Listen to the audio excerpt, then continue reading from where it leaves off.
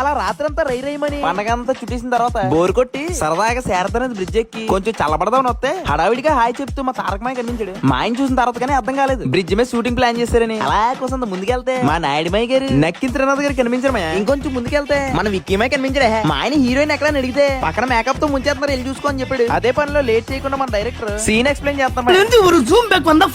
ఆ లోపు సెట్ లో ఉన్న కుర్రలు అందరూ కావాల్సిన సామాన్లన్నీ సెట్ చేసుకున్నారే.